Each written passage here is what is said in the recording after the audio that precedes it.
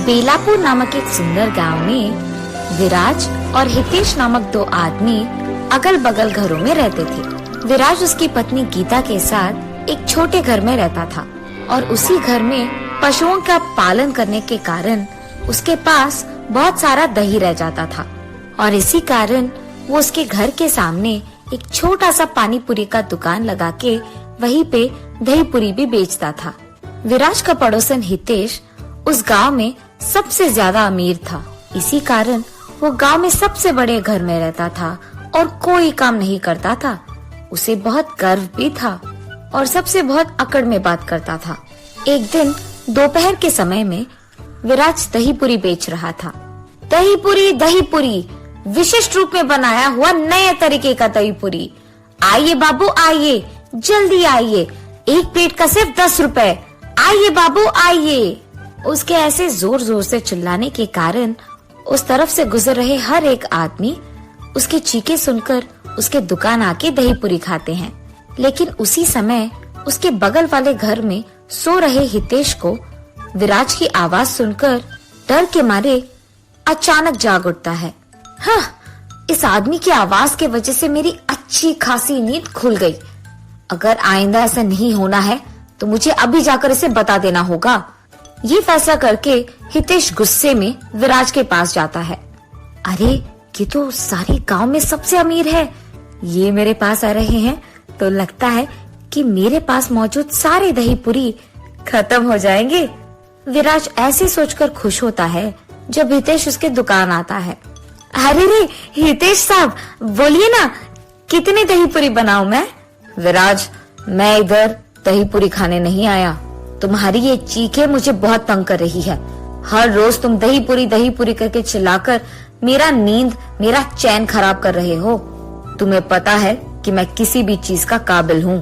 अगर अगली बार ये चीखें मैंने सुना तो तुम्हारा घर और ये दुकान यहाँ नहीं रहेगा, समझे? साहब, मेरे चिल्लाने के कारण ही जा रहे लोग, आजू बाजू के लोग सारे यहाँ आके खा रहे हैं, वरना उनको पता भी नहीं चलेगा कि मैं दही पूरी बेच भी रहा हूँ। अगर नहीं चिल्लाऊंगा तो धंधा कैसे चलेगा साहब? इसलिए मुझे माफ कीजिए, पर मैं ऐसे नहीं कर पाऊंगा। तो फिर तुम एक काम करो, तुम्हारा ये घर मुझे दे दो, यानी तुम इसे मेरे नाम पे कर दो। मैं तुम्हें यहाँ से बहुत दूर एक बड़ा घर दूंगा, वहाँ तुम यही दुकान चला सकते हो। मुझे माफ कीजिए साहब, ये घर दिखने में छोटा ही क्यों ना हो, ये मेरे पापा का है। सालों से ये हमें जायदाद में मिल रहा है। इसे छोड़कर मैं नहीं जा पाऊंगा। आपके इन दोनों कामों को मैं नहीं कर पाऊंगा, मुझे माफ कीजिए। और वैसे भी यहाँ के और कोई पड़ोसी अब तक मुझे ये नहीं बोले कि मेरी चीखें उन्हें तंग कर रहे हैं। सिर्फ आप ही ऐसे कह रहे हो। मतलब तुम मुझे सवाल कर रहे हो? तुम्हारी इतनी जुर्रत? मुझे ना करने के लिए और मुझे सवाल करने के लिए तुम भुगतोगे। देख लेना, मैं ऐसा कुछ करूंगा कि तुम खुद यहाँ से तुम्हारा दुकान खाली करके चले जाओगे।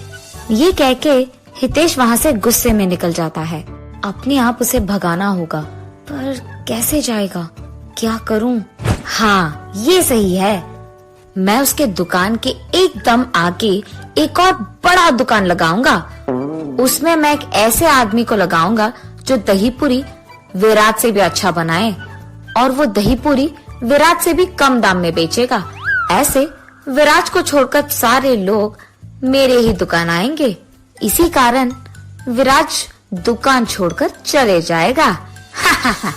ये फैसला करके वो दूसरे ही दिन विराज के दुकान के ठीक सामने एक बड़ा सा दुकान लगाता है।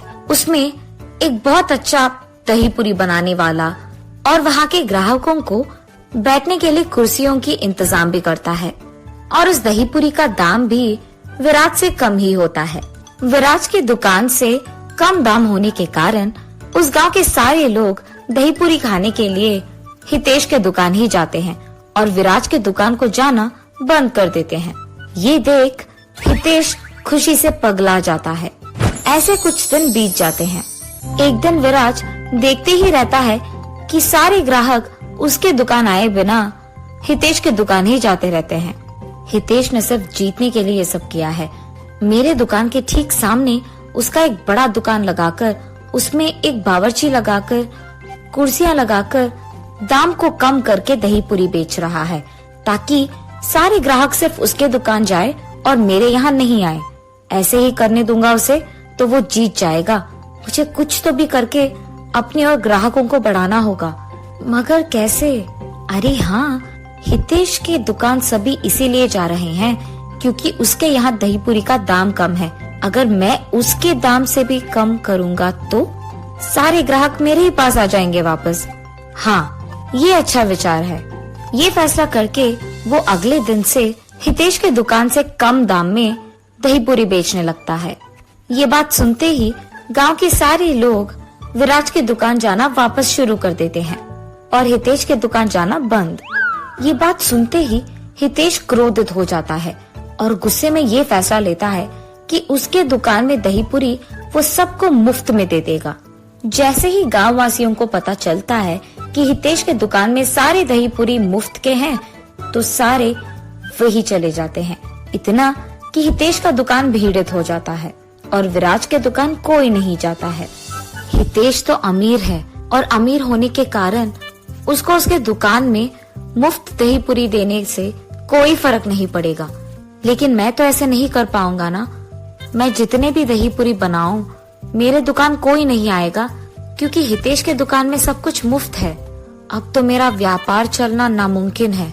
लेकिन मुझे दही पूरी बनाने के अलावा और कुछ नहीं आता। मैं क्या करूं? इस मुसीबत का हल कैसे ढूंढूं? मैं क्यों डरूं? मैं कुछ गलत नहीं कर रहा हूं।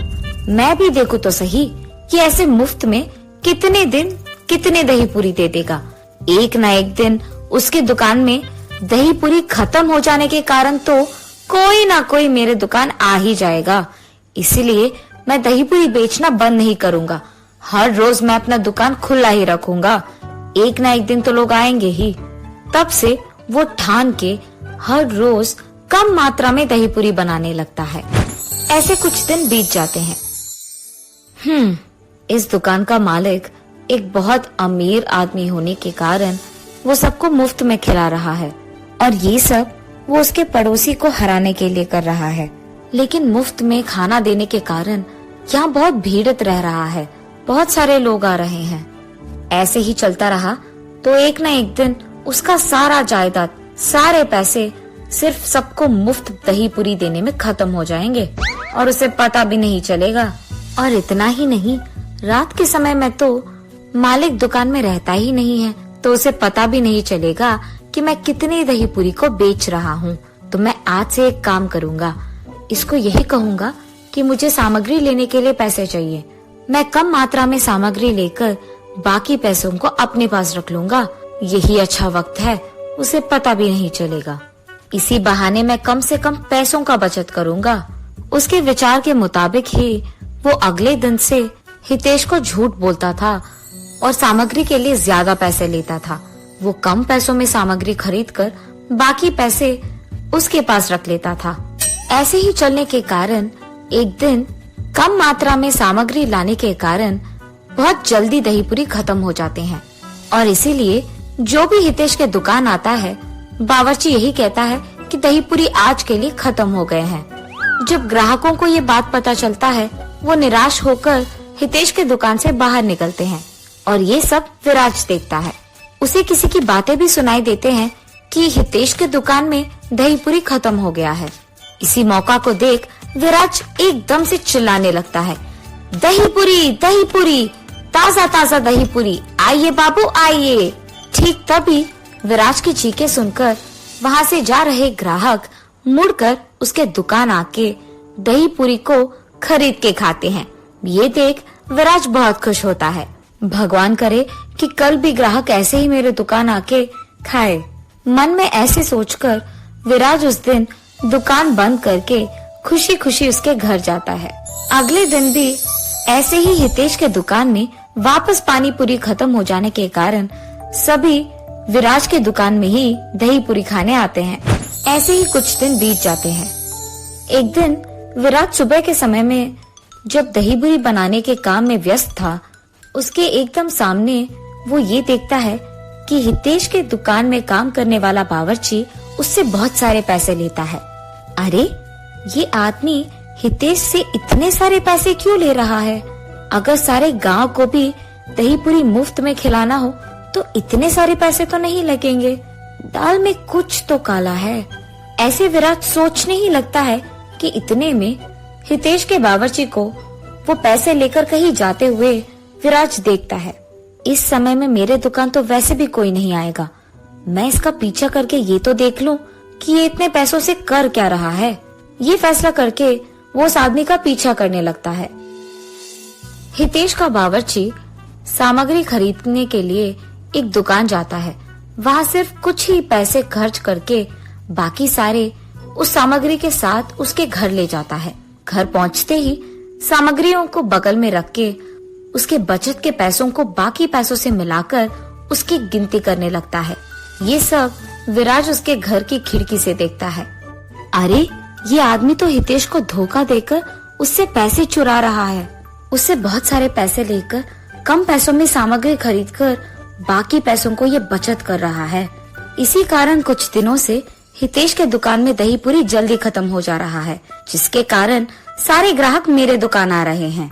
मुझे तुरंत इस बात हितेश को बता देना होगा। उसके बाद विराज हितेश के पास जाकर उसे सब सच बताकर उसे उसके साथ ले जाकर उसके बावर्ची का सच्चा रूप दिखाई देता है। वहाँ पैसे गिनते हुए उसके बावर्ची को देख हितेश चौंक जाता है। तुम्हारे पास इतने सारे पैसे कहाँ से आए? तुमने जो कुछ भी करा मुझे विराज ने सब कुछ बता दिया।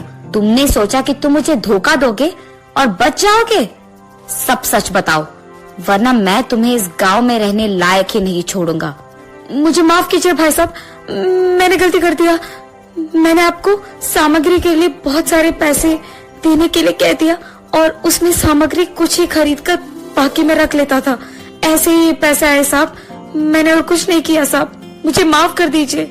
आप आपके पैसे ले लीजिए साहब। पहली बार गलती है इसीलिए माफ कर रहा हूँ। तुम मुझे मेरे पैसे दे दो और कल से दुकान आने की कोई जरूरत नहीं है। ऐसे कहने के कारण वो आदमी हितेश को पैसे देकर वहाँ से चले जाता है। विराज, मुझे गर्व था कि मैं अमीर हूँ और इस गांव में सबसे बड़ा घर मेरा ही है। इसी कारण मुझे बहुत गर्व था और मैं बहुत अकड़ से सबसे बात कर रहा था। सिर्फ तुम्हें हराने के बहाने मैंने न जाने क्या क्या नहीं किया। एक बड़ा दुकान लगाया, उसमें मुफ्त का खाना दिया। इतना सब कुछ करने के बावजूद तुमने मेरी मदद करने से पहले एक भी बार नहीं सोचा। जैसे ही तुम्हें पता चला कि मुझे कोई धोखा दे रहा है, तुमने मुझे तुरंत बता दिया। मैंने तुम्हारे बारे में बहुत गलत समझा। मुझे माफ कर दो और आइंदा मैं ऐसे गर्व में बात नहीं करूँगा और अकड़ में नहीं रहूँगा। मैं तुम्हारे व्यापार के लिए भी अब मुसीबत नहीं बनूंगा। आज से हम दोनों दोस्त बन के रहेंगे। तब से हितेश उसका व्यवहार बदलकर सबसे अच्छे से बात करता है और विराज हमेशा की तरह उसके दुकान को चलाते रहता है।